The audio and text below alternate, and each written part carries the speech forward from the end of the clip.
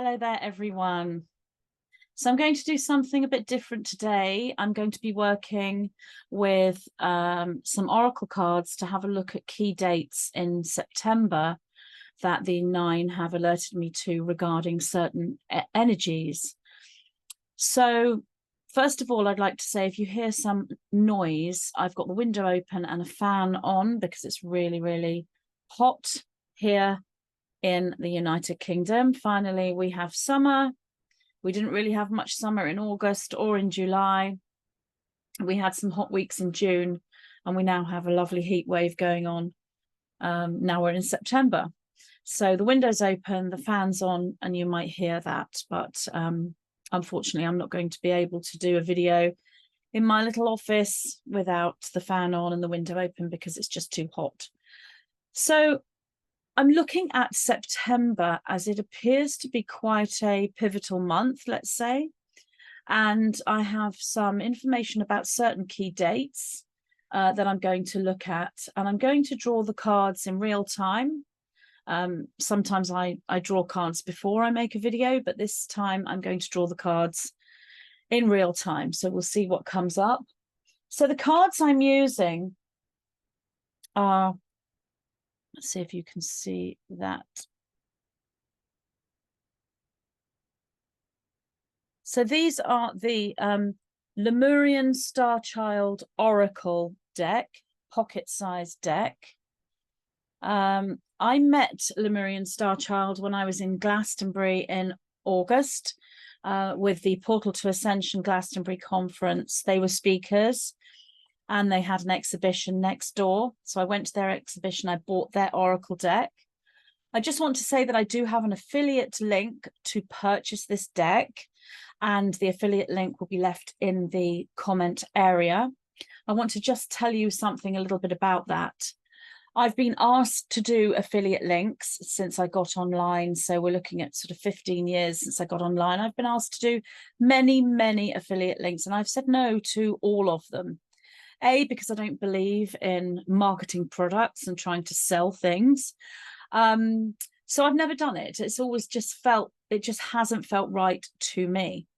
However, in this situation, I actually met Lemurian Starchild, so I've connected with them. I wanted to work with the deck because I know if you have met the author and have connected and worked with the author, you've already created an energy between you. So I knew having the deck was really important. And it wasn't until I'd already started talking about the deck and sharing about it on social media that they asked me if I'd like to do an affiliate, and it felt right to do so. So I'm being honest with you and letting you know that if you purchase a deck via my affiliate link, I'm going to be, making some money from that because I believe in this product and because I bought it anyway with no intention whatsoever of making any money from any sales. That just happened naturally and organically. So I'm happy to be doing that. You don't have to purchase this deck. You don't have to purchase this deck by my affiliate link. But if you would like this deck and you want to purchase via me, then obviously it helps support myself and Cat's Magic in the work that we do. So I just wanted to say that to you first. So that's the deck, and it actually comes with a little pouch. So I keep the cards in this little pouch. This is quite an unusual deck. They've got little like QR codes on each card where you can use an app to actually find out the meaning. So there's the little QR code on the back. I don't use that myself, so I don't really look at the meanings that have been created by the author unless I actually came across a card where I was quite stuck, as in, what is this card saying to me? What energies does this card hold? If I couldn't see, if I couldn't pick anything up, then I would go to the author's information. And if I was a complete beginner at reading cards, I would actually find that very useful. But I don't seem to have that issue now, having worked with cards for so many years. It's long before I got online. I think must have been 1993 when I first started working with cards, with tarot.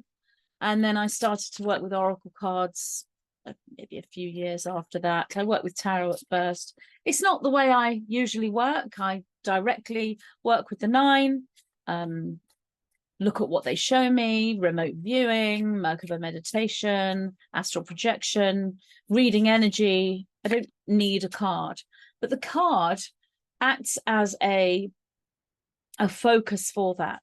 And they are really good at looking at specific situations and specific dates.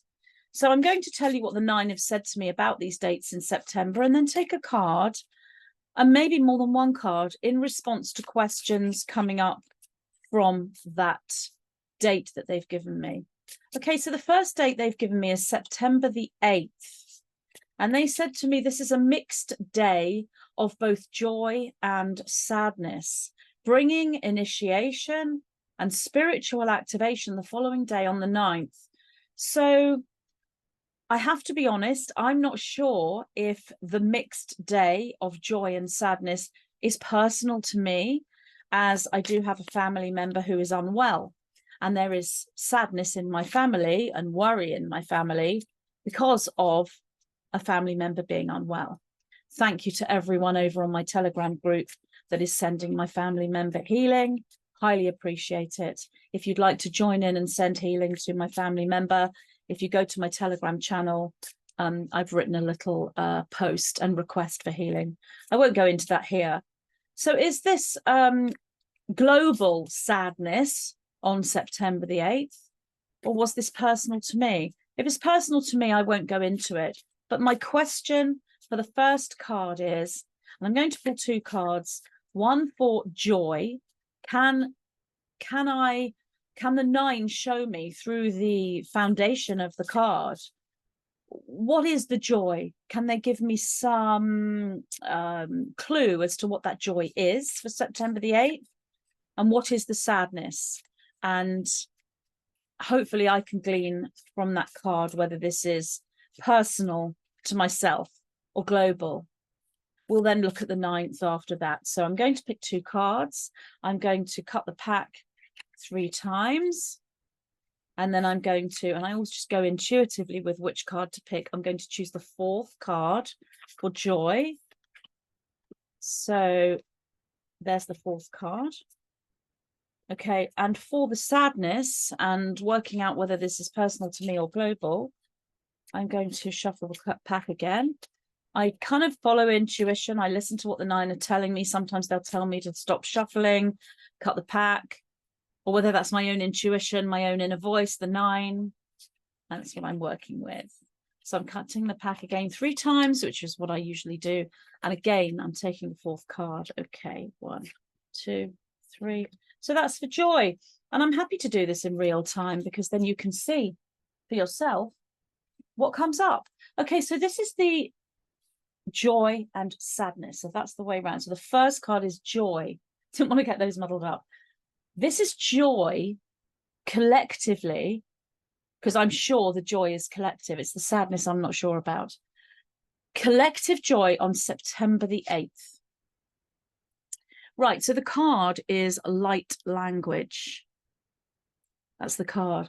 So what this means to me is light language as in communication with the light, communication with the higher dimensional intelligence, angelic realm, and drawing down your own codes, your own downloads. So for some reason, September the 8th, there's some kind of opening or gateway on September the 8th, allowing you to bring down these higher dimensional codes. Anyone who's receptive to downloads, monadic structures, which could be a complete codex of information that may be several articles, several videos, a book, an entire creative project. It's a completely formulated project. Light language would fit with that.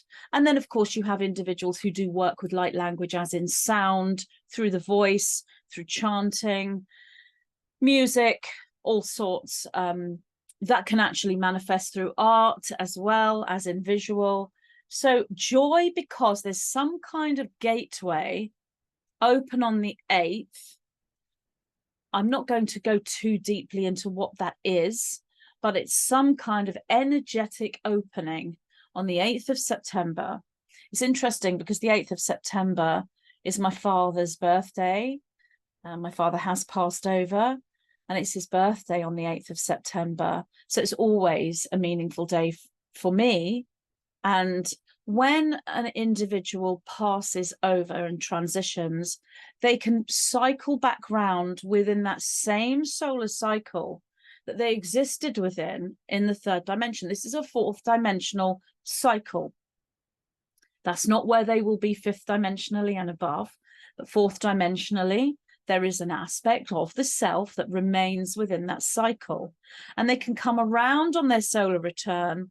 So when it is an individual's birthday, when they've passed, they can come closer to the receptive individual, as in mediums, channels, individuals who can sense energies beyond the physical. You'll have signs and be able to sense your family member on their birthdays.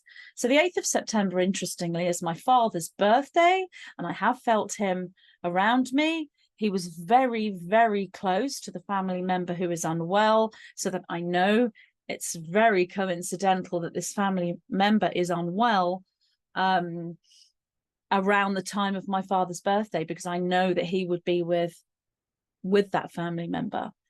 But globally, that's why there is joy, because there is an opening of some kind of gateway cosmically, allowing for downloads, specifically light language, communication with the divine in whatever way that may be actualized for you. So that's the joy, which I'm aware is collective. Going to look at the sadness, also on the 8th of September. Another reason why maybe it's personal to me is it's my father's birthday and he's passed. However, I don't feel sad. Obviously I did when he first passed, but I don't feel sad. I actually feel happy that he's coming back around and it's his birthday and that I can feel him around me. So there isn't really sadness in me for that, for my father's birthday, but having a family member unwell and in hospital, I've had lots and lots of signs that are very positive and synchronistic. So I feel very positive for this family member. Despite that, obviously, there is worry on the physical level. And even if I'm able to transmute that worry within me, other family members maybe can't do that. And I love those family members. So there is that energy around me personally. But I'm going to have a look at this card and hopefully be able to ascertain if this is global or just personal to me. Because if it's personal to me, it's not relevant for this reading. Okay. Right. Okay. Okay. So this is Arcturians. Okay. What I'm getting here is both. This is both personal to me and global. It's personal to me because the 9, the white-winged collective consciousness of 9, they are Arcturian. So it's personal to me, the fact that I've drawn the Arcturian card. But it's both. It's global as well. I guess I should have expected that response, which is why I'm kind of smiling. So we have again this structure. Now that's a monadic structure for creation, a divine blueprint for activation in a visual sense. So that's the same thing as light language. So why is there global sadness through this as well as joy? So this is what I'm looking at here. What I need to spend some time looking here. Right, okay. So the reason why there's global sadness here is because there is some kind of natural alignment, natural gateway in a cosmological and astrological sense, using multiple different forms of astrology, with the seed point for the reading of that astrology placed in different places, so different dates, different spaces in time, so you can read the astrological chart from different points. They all point to this alignment or structure taking place on the 8th of September. This is a natural organic structure that is there as a high spike point, so that the brain and the body of the individual, the DNA, responds to these movements. The sadness is because these events are being hijacked, and, you know, we're talking about a fictional novel here. We'll bring the fictional novel into the reading of the oracle cards. There are many images within the fictional world, and so we can use the images to connect with the fictional story. There is a shadow behind, even with those who are able to open the heart and make this higher connection. When you look at the third dimensional reality in the novel, it's reflecting something different. I've spoken a lot about this, but in the novel, we are seeing sadness amongst many individuals because they're sensing something coming or something is already here. So there is a global movement, a shadow over the global reality in multiple countries. So we have a bifurcation here. We have the higher light, we have the activation, we have the light language coming through. We have this gateway on the 8th of September, which I didn't know anything about actually until the 9 told me that the 8th had this energy. And yet we also have this superimposed false reality playing out as well. So, as the 9 said, a mixed day of joy and sadness, bringing initiation and spiritual activation on the 9th. So we've got these language of light downloads, this matrix configuration, which is fractalized infinity, the awareness of who you are, the true you, the real you. So there's major spiritual activation actually on September the 8th, almost like a preparatory day for whatever this initiation and spiritual activation is on the 9th. And sadness because the physical world isn't representing this amongst the general populace. So that presents like a shadow. And if you see the card, you can see the shadow behind. So this is the individual drawing down this cosmic divine blueprint, and you have this shadow behind. But this is cosmic and somehow involves the Arcturians. Well, that is the 9, but I'm sure it's much more than the 9, because we're looking at some kind of cosmic planetary configuration that goes way beyond the general astrological presentation.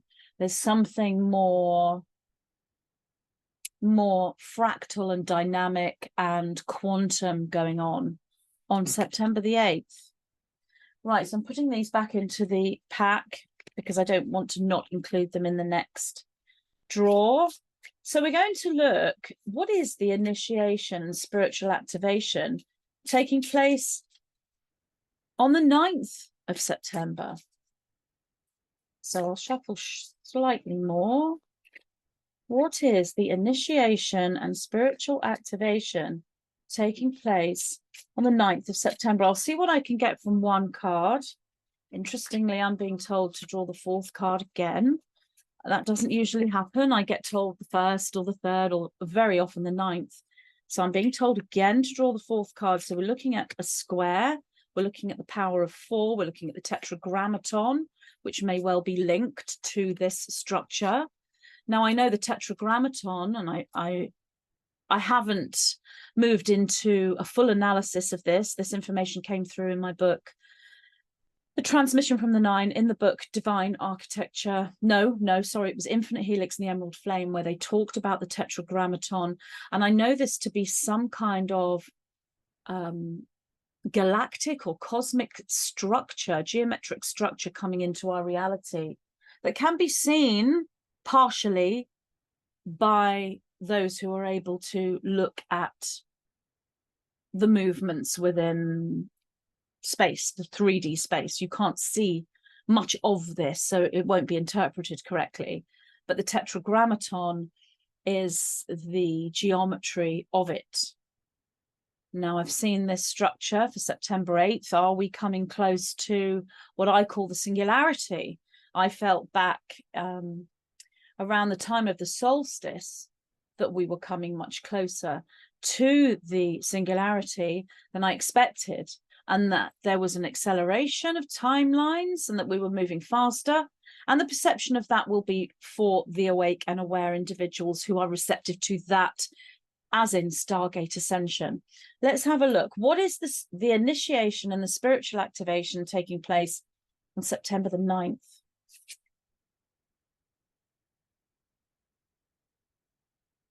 Okay, so the card here is so beautiful. Way of Pearls.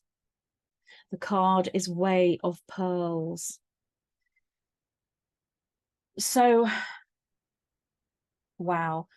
I do feel we are coming closer to the singularity, and I'll explain why. The pearl held by the dragon in the dragon's claw, which the 9 have used as metaphor. The pearl is the central point for the singularity. It's a diamond core structure, so you could also see that geometry as a diamond.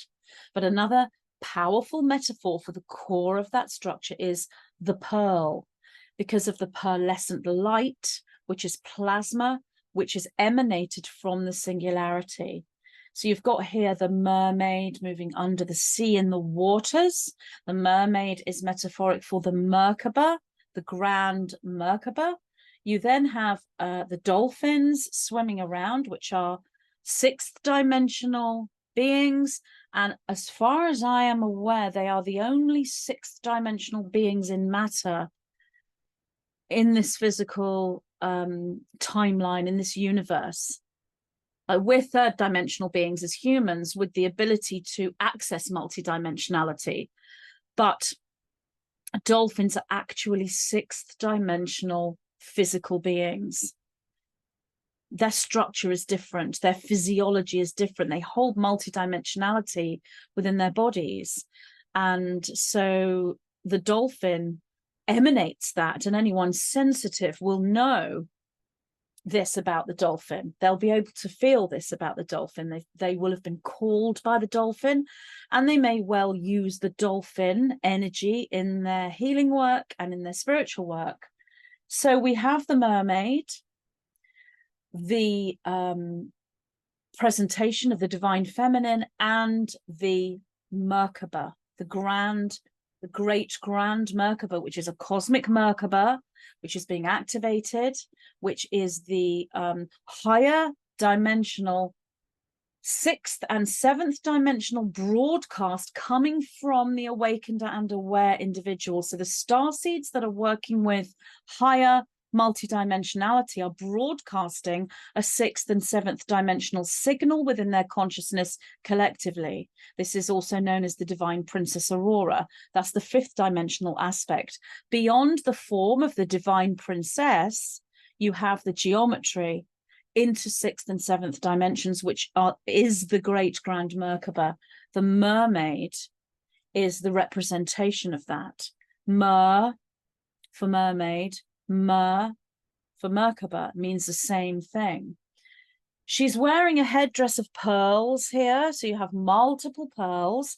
Well, if you look at the singularity, there are multiple convergences taking place as you move towards the singularity, which is the ultimate convergence of all timelines. As you get closer and closer, there will be multiple different convergences as you're moving into the ultimate convergence, because it's a fractalized structure.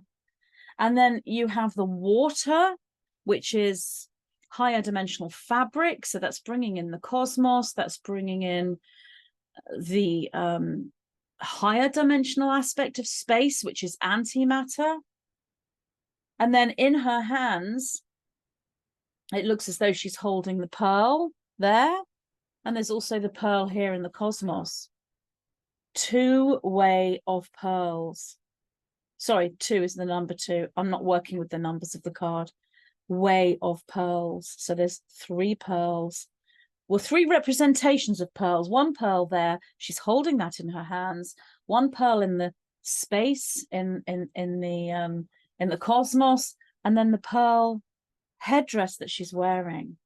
So I know the pearl to be, when the dragon holds the pearl in his claw, when you're going through Stargate Ascension, using the dragon as the metaphor, the starseed going through accelerated ascension, the one that's able to move rapidly through these timelines, so they're perceiving much higher dimensional states of consciousness than the rest of humanity. It's almost like their future is coming towards them, or rather they are living within their future. They're embracing their future. Really, in truth, they're embracing their past, present, and future as one. That's what they're doing. And so they're in a state of acceleration. That doesn't mean they're moving physically faster than anyone else. You could be walking down the street next to someone else. They could be much faster than you running. You could be walking at a snail's pace like I usually do. That doesn't mean, that isn't what this means. This is about acceleration of consciousness, as in the ability to awaken and allow the state of the mind and the consciousness to go through expansion. There's a great expansion taking place here. So the pearl is the singularity point. It's the center of the singularity. So I would say that, given these cards that I have pulled for September 8th and September 9th, that there is some kind of gateway opening on September 8th, preparing humanity to move preparing activated and aware humanity who are open to Stargate Ascension or accelerated ascension. This isn't something all humanity will do. This isn't something all starseeds will do. Those who are receptive to Stargate Ascension and accelerated ascension are moving ever closer to this singularity point. So the ability for them to download cosmic packages as full monadic structures is much heightened. So these individuals won't receive just a download, as in a message. They're receiving codices, a codex, a full book, a full creation, a full presentation of history, past, present, and future in one moment.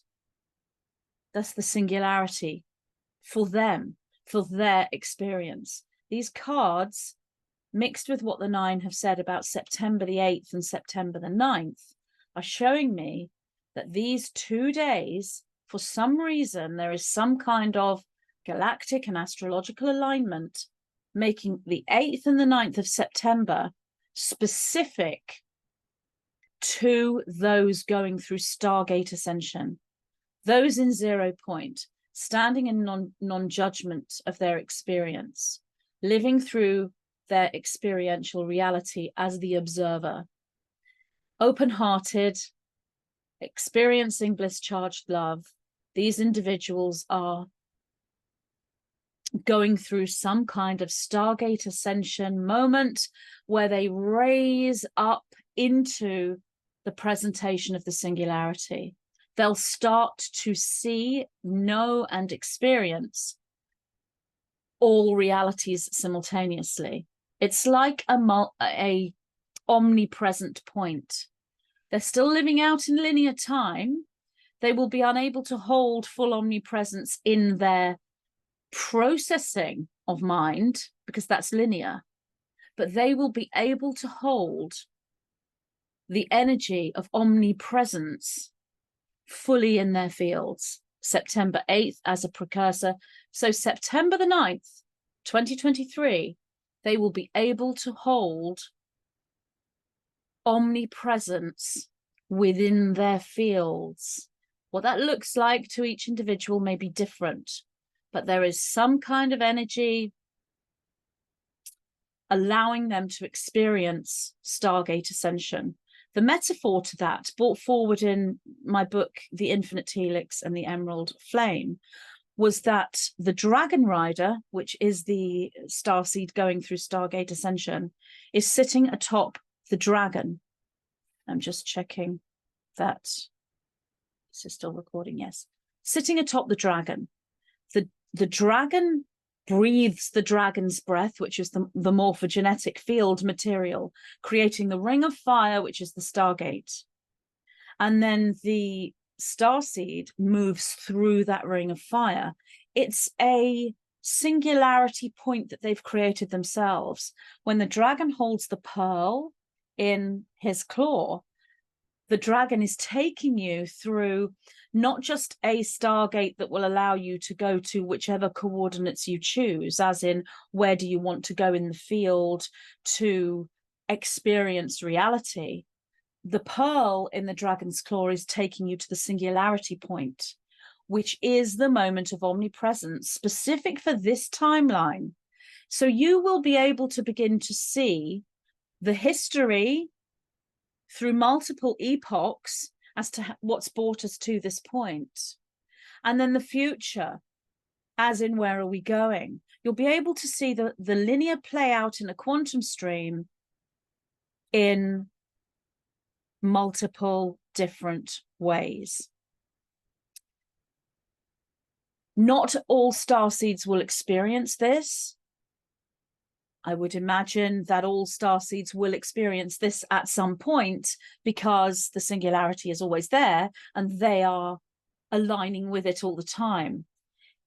But those who have come to the point of 0 point awareness and the ability to, at will, take themselves from an ego-based perspective into an omnipresent point, a 0 point place of perspective, and move with a multidimensional awareness, an interdimensional awareness, and stand at that point of source where they know in that moment all and everything. And I've explained that that's not linear processing, but they can feel all and everything. That's a better way of explaining it. It's not that they know all and everything in the mind processing, but they can hold the frequency of all and everything within them. An opportunity is being given for those individuals to experience this on the 9th of September. This is all new information to me. I did not know this when I brought this information forward. All the 9 said was September the 8th is a mixed day of both joy and sadness, bringing initiation and spiritual activation on the 9th. That's all they told me.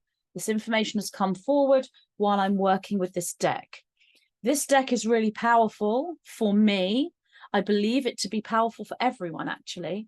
But it's powerful for me because I've met the authors, the creators of the deck. So I've connected with their energy. Spoken to them, stood next to them, hugged them. I've connected with their energy. And when I saw the deck, I knew I had to purchase it. So it's really powerful for me, this deck is. It's really working incredibly well, more so than I expected it to. So this video has been quite longer than I expected. So I'm going to leave this here and present this specifically for September the 8th and September the 9th. And then I'll go through the other dates in September at a future point. So that's what I'm picking up for these 2 days. I hope that's given you some idea of this activation.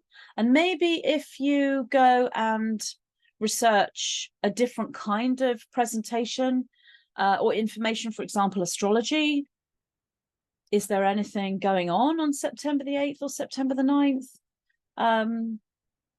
But that's the information that I have, which I've just received through the cards while talking to you.